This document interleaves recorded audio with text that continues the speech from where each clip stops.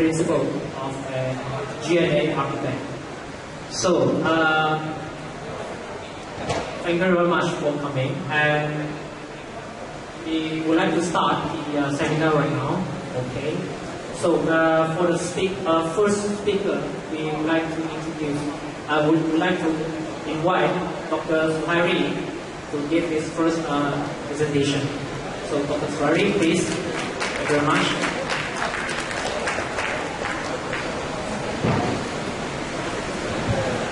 Thank you, Mr. Chairman, for the introduction. So for the next half an hour, I'll walk through some of the research that we have undertaken so far, and I'll brief a little bit some of the background of this project and the development of this project thus far. But just to share, before coming to the research proper, let me share with you some of the issues related to affordable and accessible house. So we have conducted a few series of workshops with industry, local as well as with international participants. So we can see some of the steps in terms of policy, process, procedures in other countries, and try to see how it works in other countries. Does it work similarly in Malaysia? But basically, most of the workshop that I have chaired is more of what's our experience given by others. So maybe we can have a look into some of the experience we have. So just to go through some of the critical issues on affordable and sustainable housing in Malaysia. So these are some of the problem statement against what we can do for our future houses. So the normal problem statement, as we are aware, is discuss land in the city, high land costs, how buyers issues, government initiative, environment issues, transportation system, loose housing policy by government, market speculators, financial constraint from house buyers, difficult to access loan, design of house, of not conducive, lack of security, high density, slum areas, social problems, and ethnicity. Okay. So this is some of the issues that we face, and how are we going to come up with a design to solve this issue. So the aim is actually to achieve a livable and quality, sustainable, and affordable housing program for present and future generations and support economic growth, promote social harmony, and care for the environment. So this is the way that we should move forward addressing the house needs by our next generation. Okay? So this is an overview of current affordable housing scenario in Kuala Lumpur. So I just picked the urban area. The special policies for low-cost housing in federal territories of Kuala Lumpur are every housing project of more than 5 acres should allocate 50% of the area for low-cost housing. It's still current. The minimum size per unit of low-cost house is 550 square feet. It has 2 bedrooms and selling price of 25 ringgit per unit. This is no longer valid. I think now developers will run away if this is the price to be used. And the third point, low-cost houses should be sold through the Housing Management Department or the DKL. So the construction of the low-cost houses should be started at the middle stage of the project. The developers are not allowed to slow down to build the low-cost area. So it means the keyword is the developers are not allowed to slow down to build the low-cost units. It has to go concurrent, I presume. So whether this policy is still in place, so it's up to us to see how it has been moving so far. So this is actually some of the definition for middle income group in Malaysia, whether we like it or not, or maybe after the price hike with the new say high price, whether it's still valid or not. This is the definition of the terminology that currently being used. So middle income is defined by or as a monthly household husband and wife income of between 2,500 ringgit to 7,500 ringgit. So whether we still apply or not, but this is the way that many Malaysians still accept this as the figure. I'm sorry whether you can see clearly or not, but basically this is the summary of Malaysia housing policy that we have and still valid. So in terms of the, I have to go in front for it's difficult for me to see. I believe you also have the difficulties in seeing this, but I'll try to give the policy. So form of attention or focus of attention emphasize on sustainable urban development and adequate housing for all income group. Housing development will be integrated with other types of development such as industry and commercial. So this is urban. Emphasis on the use of ICT. Government as key players in low-cost housing provision in private sector for medium and high-cost housing. So all in all, the government interference or initiative has to begin, especially for the lower income group. So some of the strategies continue effort to provide the guidelines and inculcate the citizens' understanding to sustainable development and encourage citizens and the rest. So the point that is, or the debate that we need to discuss here is actually to participate in housing development in line with local Agenda 21. This is looking into sustainable development, looking into the triple bottom, that looks into the social aspect, economic aspect, as well as the environment. So encourage more private developers to construct low, medium cost housing and so forth. So government as key player in provision of low cost housing provision. So the government cannot run away for providing, especially for those low income earners. So let me share with you some of the issues and discussion that I had earlier. We've been given the opportunity to chair a session, a workshop session actually. So this is an international workshop, and the objective of that workshop then is to understand current issues and policy on affordable and sustainable house, a recommendation on sustainable and affordable house for middle income group, remote areas and urban. So the participants from this workshop comprise of delegates coming from Africa, from Philippines, from Thailand as well. So this is some of the things that we can share and see how their policies being practiced in their respective countries. So the point of the discussion there is to understand current issues and policies on affordable and sustainable house. So I just throw an idea of what is termed by definition of affordable house in the Malaysian context. So I just test them whether it is true or not. So what I've done is actually the middle income is defined as a monthly household, husband and wife, with income of range 2,500 ringgit to 750 ringgit. And to be affordable, so this is the formula, 5 times 12 or the monthly income, so that would be affordable for us to purchase the house. So it means, so if you are earning 3,000, so just multiply by this formula, so that is the affordable in terms of ringgit RM. Just take for example, if you are earning say 5,000k, so 5 times 12 times 5, so this is 300k. So whether it applies or not, that is things that we can debate. So in terms of the stakeholders identification, government initiative, free market. So whether for as mentioned, for the low income group, there should be the initiative of interference from the government, but for the medium and high end, it should be a free market. So if there's speculation to be done, so focus on the high income, for the high cost house rather than the low cost house.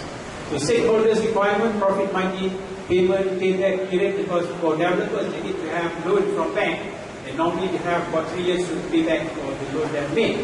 So environment impact, sustainable cost implications, CO2 emission, communities also has to be considered in design.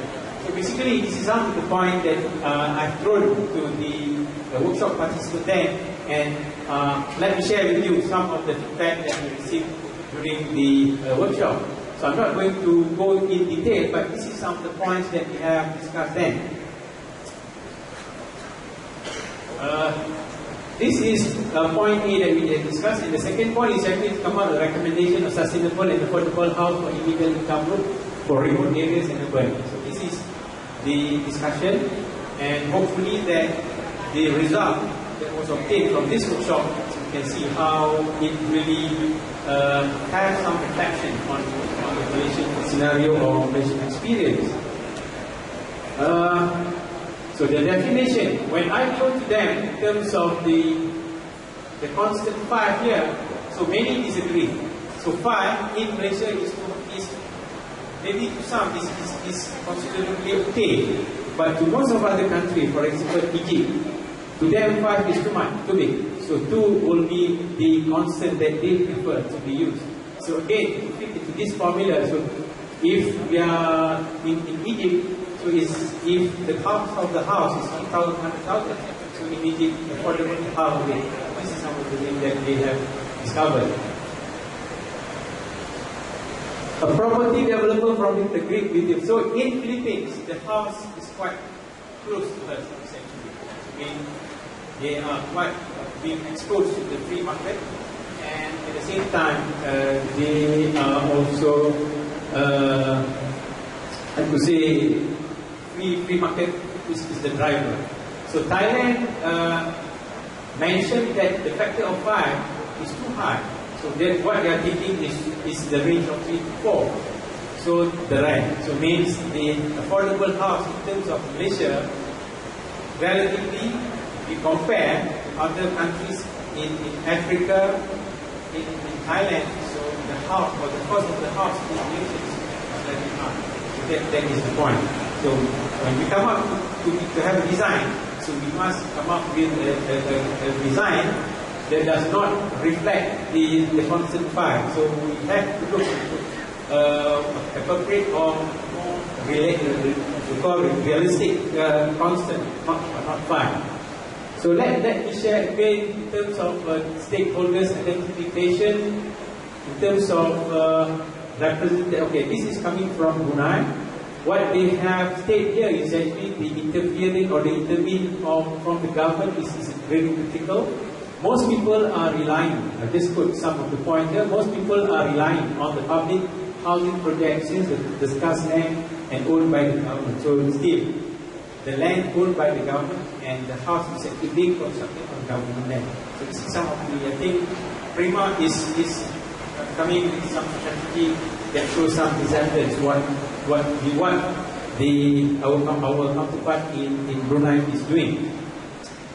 So in Nigeria, for instance, government play main role in control land infrastructure through the policy side of the government, with giving incentive for developers and reduce the construction costs. So the incentive is given direct to the developers, but not here in Malaysia, I think. So this is some of the incentive by the government to the developers. So here we are more doing the incentive will be given more to the maybe the developers plus the house buyers as well. So Tanzania should look low income. So this is some of the I'm not going to go in detail, just highlighting the importance of government intervene and to come up with some solution. Next, the possession of profit. Okay, this coming to the profit earned by developers. So in Tanzania, they're quite satisfied if their profit margin is around 10 to 12%. I'm not sure what is the profit margin for developers here in Malaysia. So perhaps we can discuss in the workshop later on, so how we can absorb that. So in Nigeria, it's about 20 to 25 of the profit margin from the housing project, but they should have this as both of them taken back to the bank.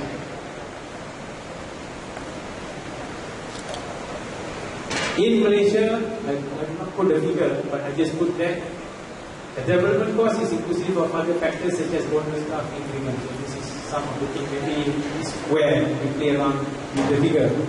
I'm not going to touch some of the sensitive issue, but this is some of the our friend from Malaysia has given some of the points.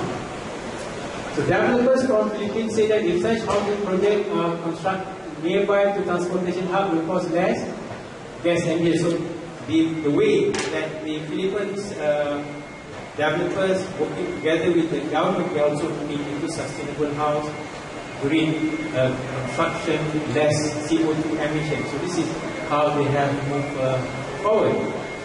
So this point really touch on the green initiative that has been put forward by various countries, namely the Philippines. In Dubai, for instance, they also will go for green. But it's a bit difficult in Dubai because of the temperature, they still use aircon. So in a way, well, you can be from it, but they have also include some of the green features, but they cannot avoid and has still use the air conditioning. So number 5, Philippine government is subsidizing only for special projects and not apply for all type of construction. Payback is 3 years for their developers and they will pay.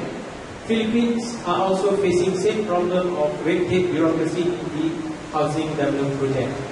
So I don't know what is in Malaysia. I'm just quoting example from Philippines. Procurement methods in Nigeria, majority developers in the country opt for design, build and operate concept. And in India, basically it's design and build, so they have to engage another party to look into the maintenance. So similarly also in Malaysia, I think. Maybe some of them they like to walk around. This is on the pricing strategy, representative from Nigeria, property market driven. So this is more of market driven. Need purchasing guarantee means to say before a house is constructed, so they need to have guaranteed buyer first. I think it's quite similar to what we have in Malaysia. So this talks about the pricing strategy. So in Cambodia, there's no law, it's all free market. Some say that it just like a cowboy, you just can have, if you have money, that's it, you can work. So this is some of the, I'm trying to get into some of the scenarios of how house is being constructed in other parts of the world. So maybe if you compare what we have here in Malaysia, we are more able to really understand, I think. This look into the pricing strategy as well, I'm not going to go deep around. But just to share, profit margin of the house made by developers before crisis is around 80%, and now profit will be probably 50%. So this is how it works in Cambodia. But still, with those profit margin, the house buyer manage or still can buy. You say that though the developer is getting good profit, so at the same time, the user, the house buyer is affordable to buy the house. So this is some of the scenario. So what we have done during that workshop is simply to come up with a recommendation. So the workshop has summarized some of the main components need to be considered, designing to sustainable and affordable housing. So this is what we are talking about. So this is what the seminar content is all about, and this is what we will be discussing in the next workshop we have in this afternoon.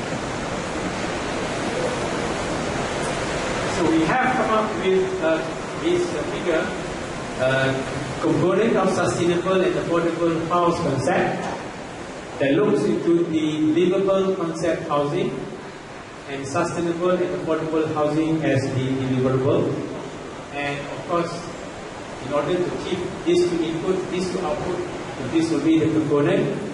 Cohesive communication, good neighborhood, greening the estate, the house, with the use of rainwater as much as possible through rainwater harvesting system, promotion, recycling, of course, use especially on the use of recycled material, energy efficiency, design to construction to maintenance, so means not just to maintain until the end of the defect liability period, but of course to extend the lifespan of that building, and planning town for evolving need. So this is the outcome of that workshop.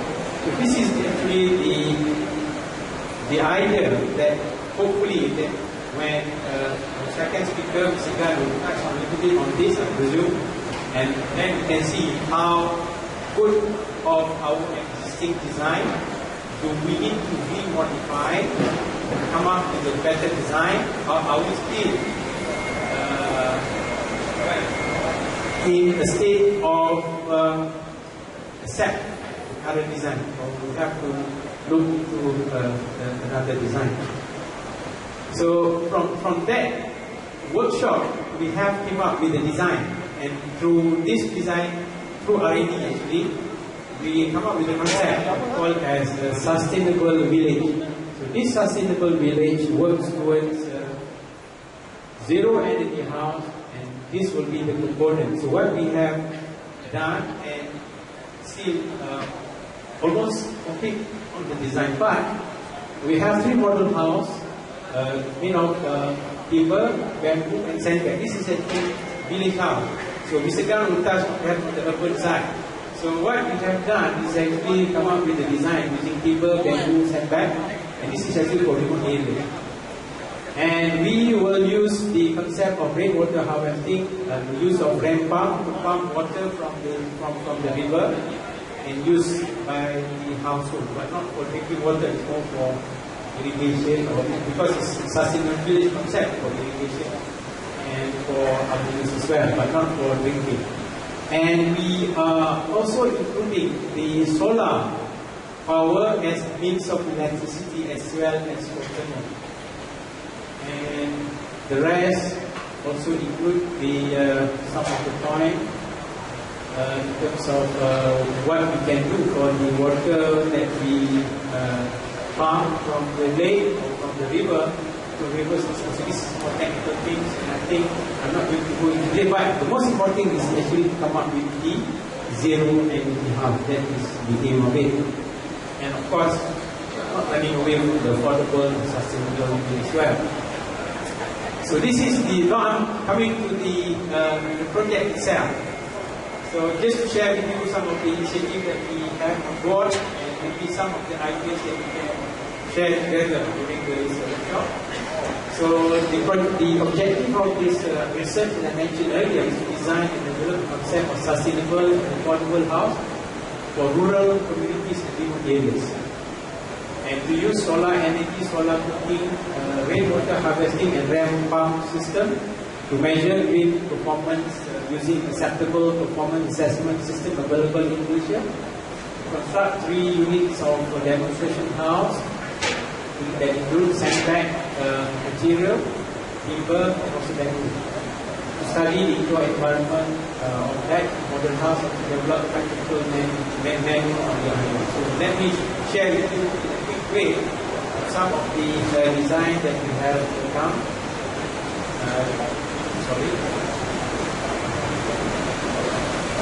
So this is the holistic of greenway. So I'm sorry that but this we will put it on our website. It is downloadable later on.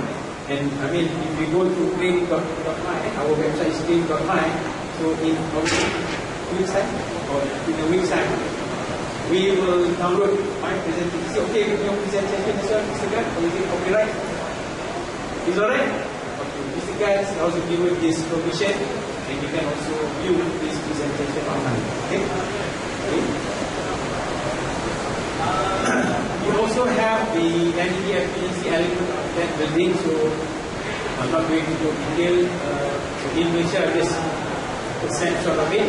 In Malaysia, almost 50% of the total electricity generated consumed by residential and commercial sector. So there's a potential of 50% reduction of energy consumption of new building if proper design is being included. So perhaps through the use of aluminum foil or roof insulation should be part of way that we can reduce the transfer of heat direct from the UV. It could be not only at home, but on the wall itself, aluminum foil. So with this in place, so this is some of the things for comparison between roof with and without aluminum foil. So those with the foil, you can see that once the heat hits the roof, it will return back. And for the normal house, so it will penetrate the part of the house. So this is some of the concepts that we can have a look and study in detail. So just to share some of the house that the model house that we are going to construct is written in Kuching. Just go very quickly. This is some of the design that we have today. So it also includes the use of rainwater harvesting concept, the solar panel, and the rest. This is the section. So sandbag. So if you are wondering what is actually sandbag out, so it's actually backfilled sand. So we arrange the sand in just like a bunker, and later on we plaster it. So when we will do the monitoring to measure in terms of the thermal comfort, the practicality of the house, whether it is robust enough. But if it's a bunker, if it's a current room, I presume that it's okay. But we are not sure whether in terms of the thermal comfort, does it provide So this is some plastering activity that we've done. So we have to put some chicken mat, and that makes the ground or mortar glue the sandbag wall. So this is some of the completed house in South America as well as in Utah, in the United States. This is how they have come up with the design, and also in terms of the use. So if it behaves well in the hot climate, especially in South America, I guess it's also practical down here in Malaysia. Perhaps this is one of the cheap solutions to construct affordable as well as to bring affordable house as well. So this is actually house that is of bamboo, still on the design. So this could be some of the connection that we are looking forward to have. This is of timber. We, as I said, mentioned earlier, we also try to integrate in terms of the use of solar. So this is from solar to thermal. So what we intend to do is actually to have the concept of store the energy from the sun, and even once there's no more sunlight, we can still use the oven for cooking at night. So this is some of the rolling strategies that we have worked together with some of the researchers to come up with this solar oven.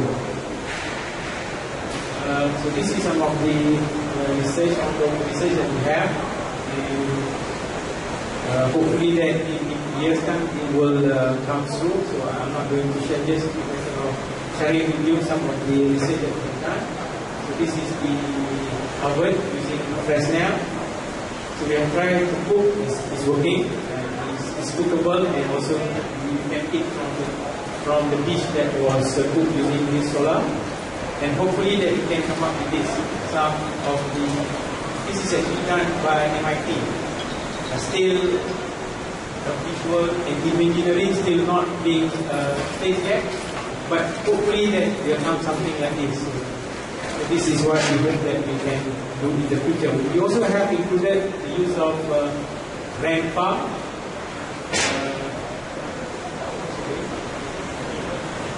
To pump water from the river without mechanical means, through gravity. So hopefully that through gravity, so the pump works through gravity flow and pump water to a height of about 100 feet, and without any mechanical means, without the use of diesel. So we have tried this in this work. This is actually done at the National Hydraulic Institute of Malaysia, or NARIN. So we have proven that without the use of mechanical pump, with the normal traditional pump, it works. So this is some of the things that we hope that we share with you. It's not one has been completed. So we managed to collect about 5 meters per minute, though not too much, but still we can improve further on that. So the concept of rainwater harvesting, so this is some of the schematic diagram. I'm not going to go in details, it's quite similar to what we have and being implemented. So before I conclude the pass to back to MC, just have two diagram here that we need to look and share. So the keywords here is actually how we have seen the world. So what normal people see, or what most of the people see. So the main is actually the economy. We always think about money. And society and environment is just a subset of it. But the real world is actually what we need to do is actually to protect the earth, and we need to protect the environment. And economy, of course, will be the minimum part of the subset, and society will be second in here. So this is hopefully that we can be in this situation. The real world, moving away from this, or not. It's just a balance between these two diagrams. So I've mentioned this again. Towards zero energy house, zero energy house. So from near zero, hopefully we can achieve zero energy house in the future. So with that, I thank you for the invitation to me, listening to my presentation. This is a small spoken that I can contribute, and pass it to Mr. Chairman. Beng. Thank you very much for Zuhairi, quite interesting presentation. And Dr. Zuhairi have shared with us lots of his experience and also the findings done by PRI about the sustainable and also the affordable housing in Malaysia. So our next presenter will be focusing more on the, I would say, the new design concept that come up from PRI and also the agenda of that. And please welcome our next presenter, which is architect Gan, who present to us about the Divergent building design, a solution for the affordable housing in Malaysia. Thank you very much. Let's welcome Mr. Gan.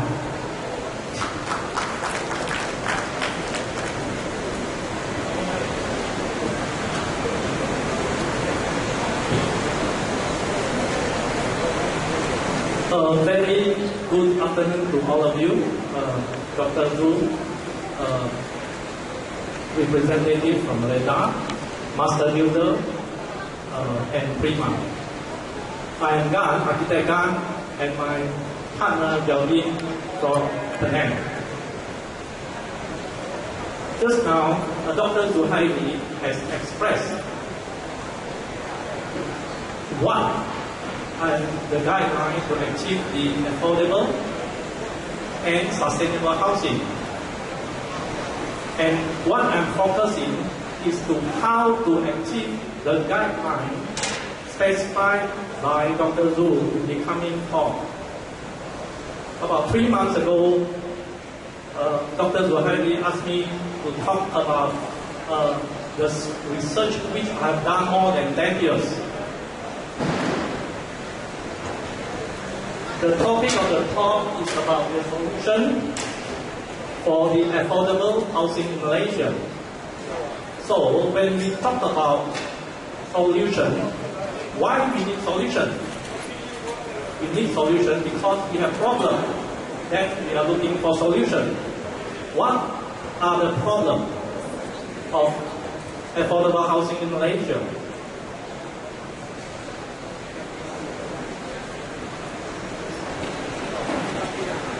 Next please.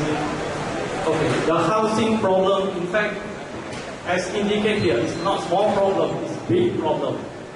One of the, there are, at least I try to list down, housing problem is that because of the shortage of affordable housing, rigid housing design, inefficient layout planning, shoddy construction, non-sustainable development, demand and supply manipulation by the market, and others. This housing problem, if we seriously look into it for years, more than 10 to 20 years, this is nothing new to all of us. How come today we cannot overcome this problem? In fact, with so many professions, engineers and architects, we are looking into solutions to solve this problem. Why till today we cannot solve this problem? Is there a solution to this? Next please. Now, first and foremost, I would like to point out that housing problem or problem housing. We have two ways of solving this housing problem. Firstly, we are talking about CDD, convergent dwelling design, versus D3, divergent dwelling design. CDD, convergent dwelling design, is something which we are so used to it today. Almost 99% of our housing developed today, be it condominium, landed property, semi-detached housing, apartments, are all convergent dwelling design. I'm going to explain about what is convergent dwelling design afterward. Versus D3, the divergent dwelling design. Next.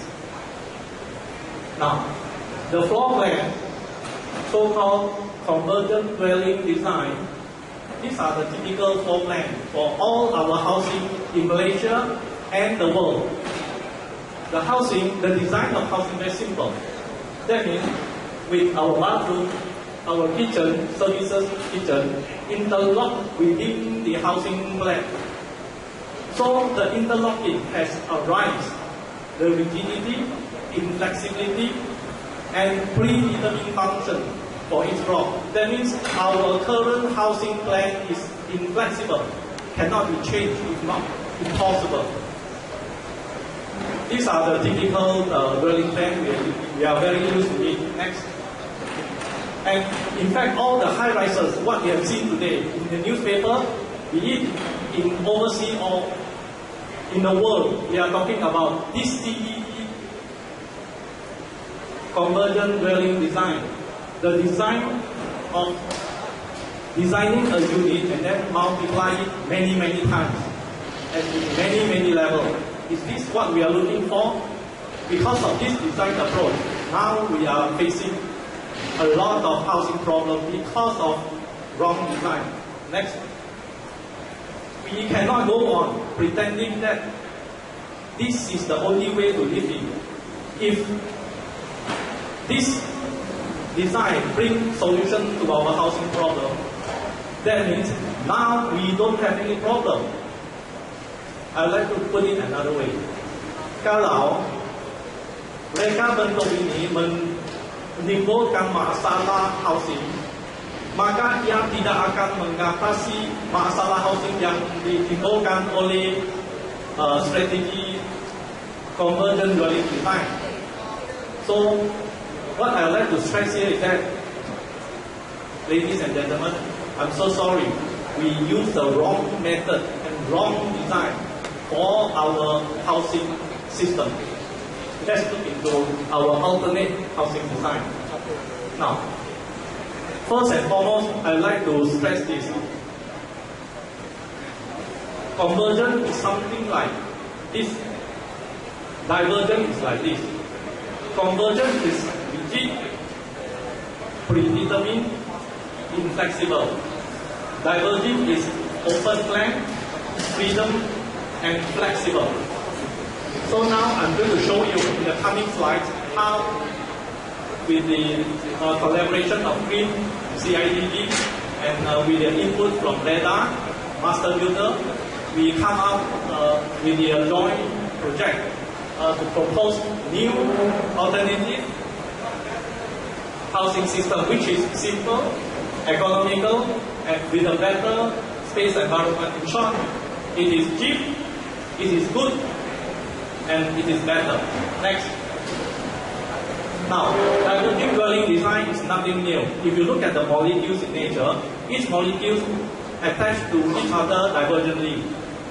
And if you look at the typical Malay house, it's nothing new for us because the rumah ibu is the center, in the center with the dapur, that is the kitchen attached, and the anjung ceramic attached from ceramic. This is divergent design. This is divergent design in the sense that unit can attach and can detach freely. Similarly, we come to the new type of a D3 housing system, which is we can attach our kitchen, our bathroom, our staircase, and courtyard from surrounding. Next. Now, D3 make possible the creation of open plan, as what I mentioned just now. Second, independent components. Third, modular construction.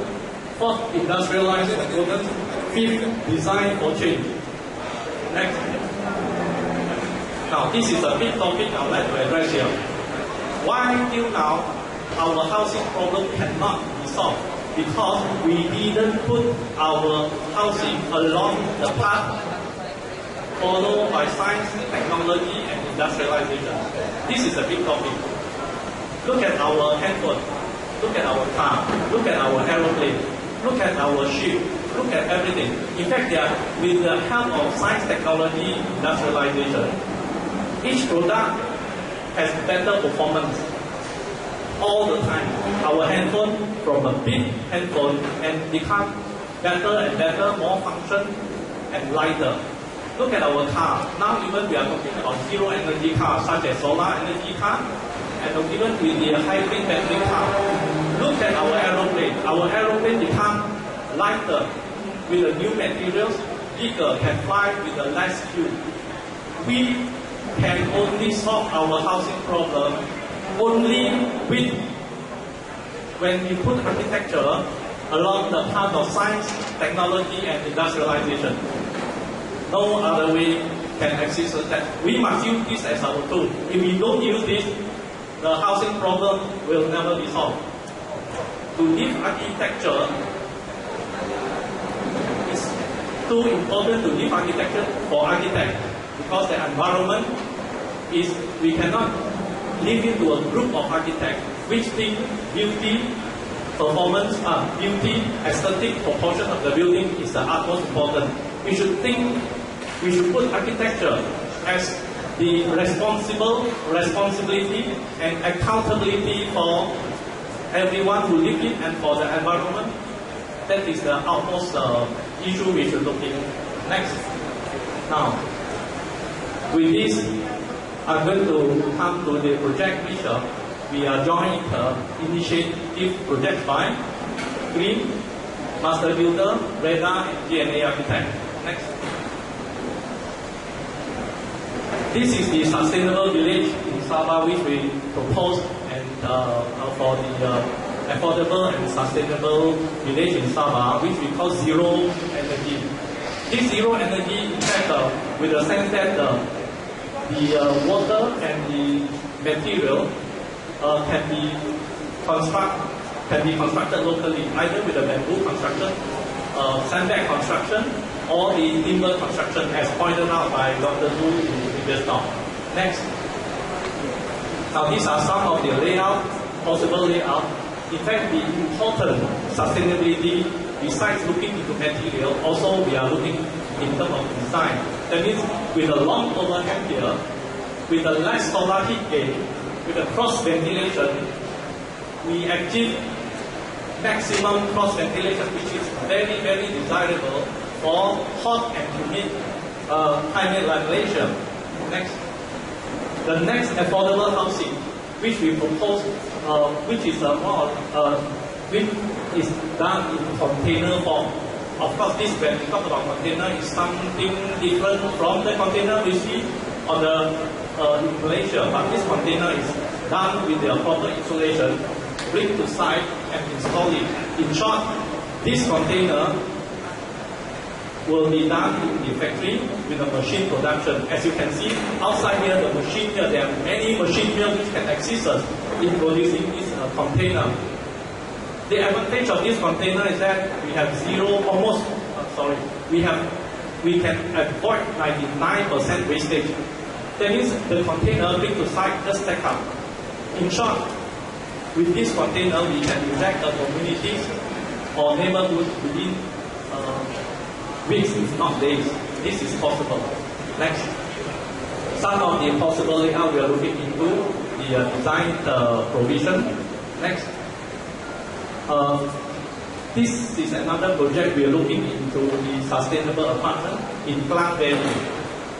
The magnitude of this project is that if we have the recess from each side, and then with the help of industrialization, all our services such as kitchen, our bathroom, our staircases, all will be done in the factory and plugged in to site. And this design will eliminate solar heat gain. That means the energy will be reduced at least 40 to 50% compared to conventional apartment when we use air conditioning. Next, these are some of the possible configurations.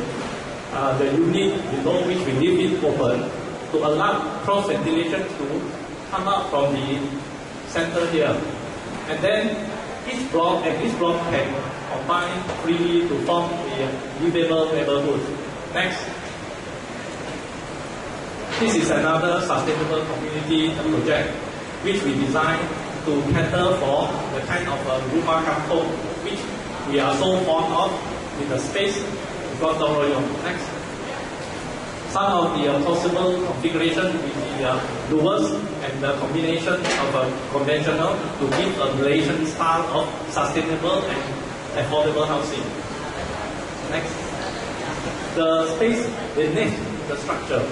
The space beneath the structure allows free flow of not traffic but all the pedestrians, they can walk around like a kampung house. This will encourage the sense of the spirit of neighborhood. Next. Now, after that, I would like to depart on something futuristic. In short, urban dwelling of tomorrow made possible today. The D3 has progressed to another level, which not only for Malaysia, it will benefit the world in the long run. Next. For instance, this is an urban incision project, which the modules will be inserted in the urban area, and then all the units such as the bathroom, kitchen, staircases will be attached divergently. So this is another form of diverging dwelling design. Next. This is another high-tech dwelling approach in which the unit, the modules will be done in the factories and installed at site and will put architecture along the path of science, technology and industrialization. In short, the components here were something like our car. Can be renewable, can be recycled, can be redesigned. That means in short, whole thing is sustainable and affordable if we put housing industry along the path of a free market, something like auto industry. Next. This is the housing scheme I proposed for Nibong Tebao. The layout is pretty conventional, like a terrace house what we have now, but the component is all industrialized component. Next. Now, this is the second last slide I'm showing you. When diverging design is to go to the full development, it will form the new urbanism of tomorrow. It will enhance science, technology, and industrialization, and there's no slum, no building ever be obsolete. The unit can be redesigned, flexible, and sustainable forever. Next. Some of the structural scale, I call it tensor structure, developed with the D3 design. That is the kind of urbanism which allow nature to be contained within the structure. Next. Now, D3 is all we need. Because D3 make possible the creation of community that may grow old without becoming obsolete. In short, it creates flexible space. Flexible space that is capable of continual modification, yet without becoming obsolete. That means we can continuing use the material for a very, very long time before we take it down. Second, incorporating new ideas with the sense of history. That means we can, because of divergent design, we can include all the latest sustainable technology, be it solar technology, be it the rainwater harvesting, be it new material or non-maintenance material. We can incorporate in our building industry in the most shortest time compared to our handphone. Our handphone, any new ideas will be incorporated in the handphone, and that will be marketed in the market in less than 6 months for housing industry. We should go along this line. Third, its occupants may live for generations yet have the potential of change. In short, our community can evolve, can change from generation to generation, and hence we achieve the affordability and sustainability of housing. Next. Now we will do this so perfectly that the world of creation will blossom from within. Thank you.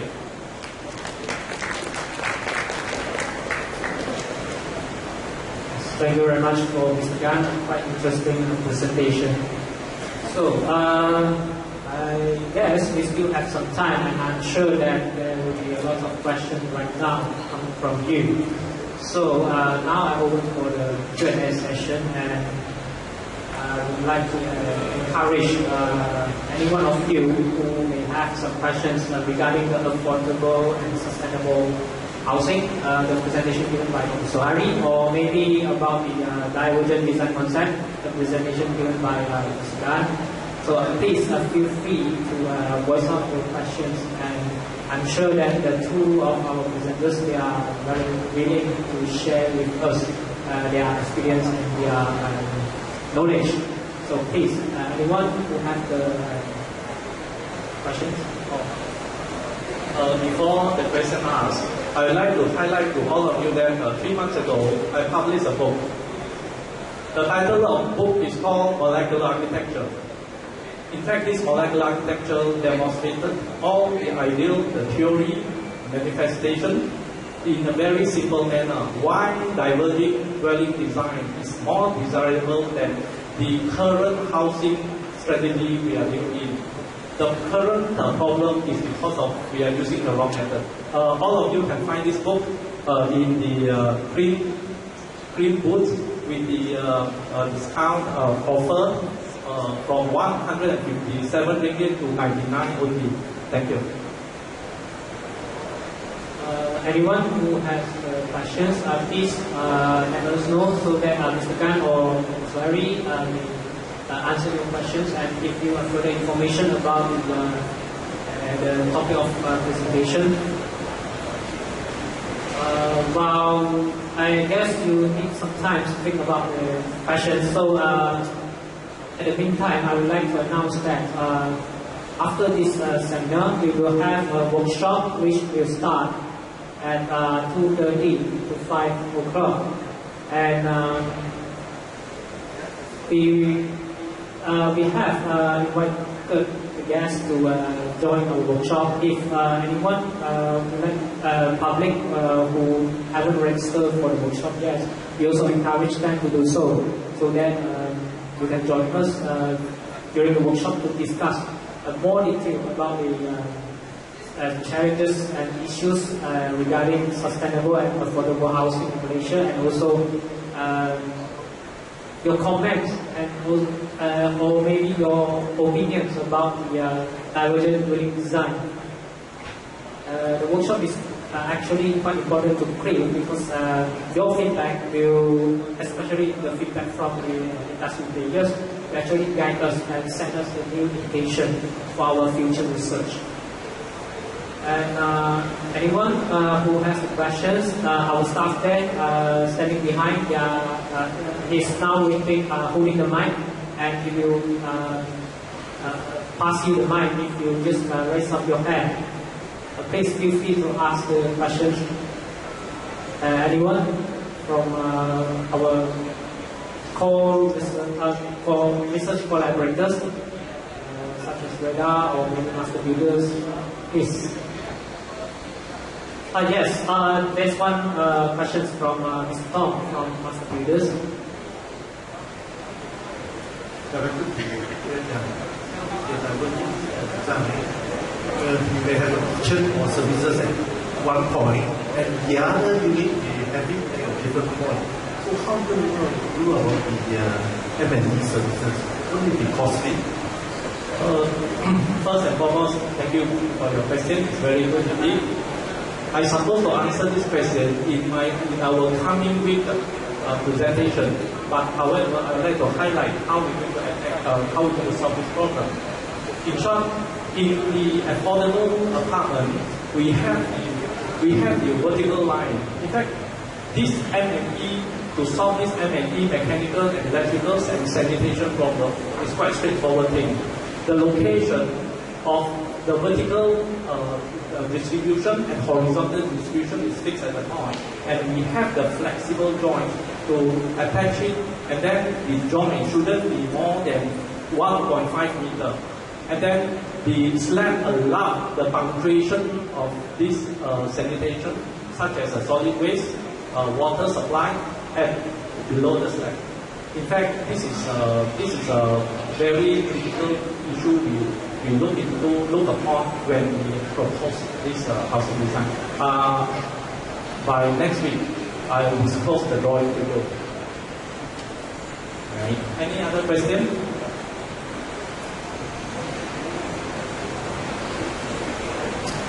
Good afternoon, Mr. Khan. Thank you. My name is James. Now, you emphasized a great deal earlier during your presentation that your CDD and your 3D conception, your emphasis on the CDD as a wrong design. I suppose you are correct to say that, of course. So my question to you then is, am I right so far that you are saying that the CDD is not a right concept in design to architecture work? Yes. Okay, if that is the case, my question then will be, how will you educate the architects in Malaysia from the wrongs to the right? Thank you. I have a great ponder over this question. First and foremost, I was thinking of building a site in India with the homeless or slum in any city in the world, be it in Peru, Calcutta, and then I'm going to demonstrate how this diverging design function in such a way that it can build a sustainable, affordable housing in the cheapest and better and fastest way than conventional method. This, as I said, with the current science, with the current advancement of science, technology, and industrialization, is nothing new. It's a mere transfer this technology into architecture for the benefit of all, and accumulate all the resources, our brain, engineers, architects, everyone sit down, and then we can come out a prototype for the world. Am I answering your question? This, in short, by moving into the needy housing for the poor and the slum dweller, I think all the architects here, they find that there's no competition for me. I'm working into the area which architects shy away. On the other way, maybe architects, they keep coming up with the same solution. Maybe this solution will bring architecture to another level. Thank you. So exactly as what you say, how will you educate our Malaysian architects to toe your line to say that the 3D is certainly a more effective architectural perception to go in, and how will you educate our young architects, the emerging architects, to toe your line then, especially in Malaysia? Thank you. Buy my book. The book itself demonstrated more than 10 years of my research and investigation into nature. So by buying your book, you think our PAM architects will accept your perception? Then I walk extra miles. Probably I'll go to university to tell our future architect that now what we are doing is inappropriate. We have a better solution. We have more sustainable, and we cannot keep on doing the wrong thing right. So we cannot. Yeah. So did you do that to PAM to start with?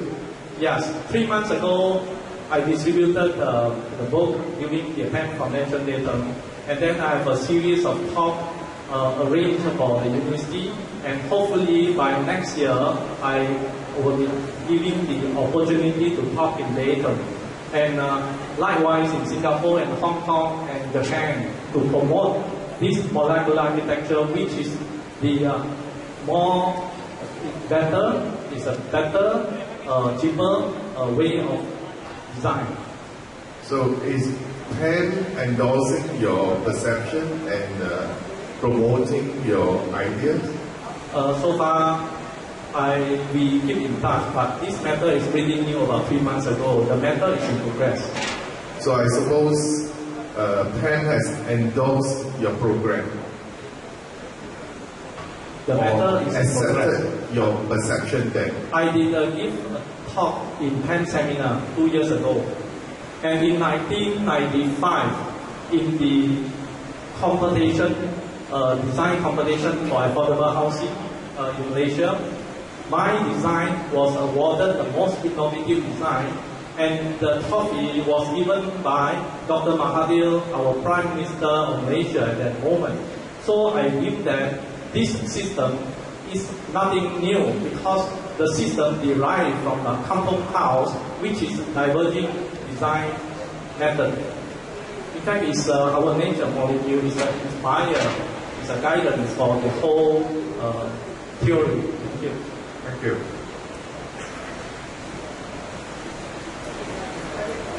Anyone who still have questions, please, our presenters are still willing to accept your any questions from you. And if that's the case, I would like to announce that for the participants who joined both the seminar and the workshop, the certificate will be awarded after the workshop is finished. And also, we have applied for the CCD point and also the CPD point, and only for both, only for those who attended both seminar and workshop will be able to get the CCD point and the CPD point. And the workshop will start at 2:30 and until 5 o'clock, and we have a group. Our participants into several groups to further discuss about the issues of sustainable and affordable housing, and also the divergent design concept. Maybe during the workshop, more details questions, more critical questions you may ask during the workshop. And I would like to repeat that the feedback from the industry players during the workshop is actually quite important for PRI to as an indication for our further research in the future. So if that's the case, no any other questions from our participants. So I would like to invite Dr. Zuhairi to give a token of appreciation to Mr. Gan, our research collaborators.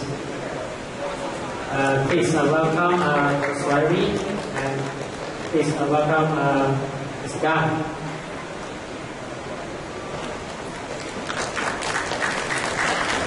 So, thank you very much for Dr. Zuhairi, and also thank you very much for Mr. Gan. So now that's the end of our seminar session, and we will start our workshop at 2:30 to 5.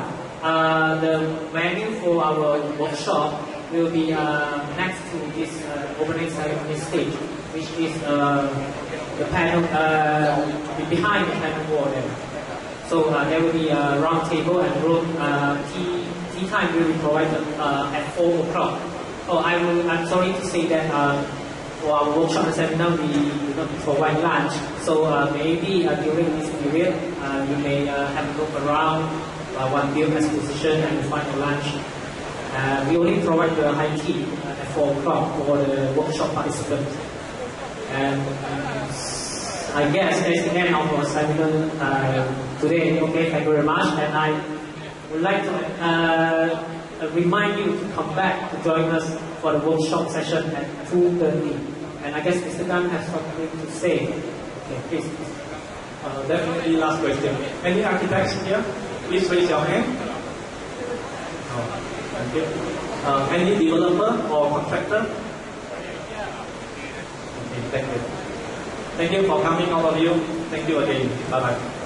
Thank you very much for all the participants for the seminar session. And please, this is the end of our seminar right now. And you're free to go, but please, I would like to remind you to come back here to join us again for the workshop at 2:30. Thank you very much. And the wedding is behind this panel wall. Thank you very much. That's the end of our seminar. Okay, thank you very much.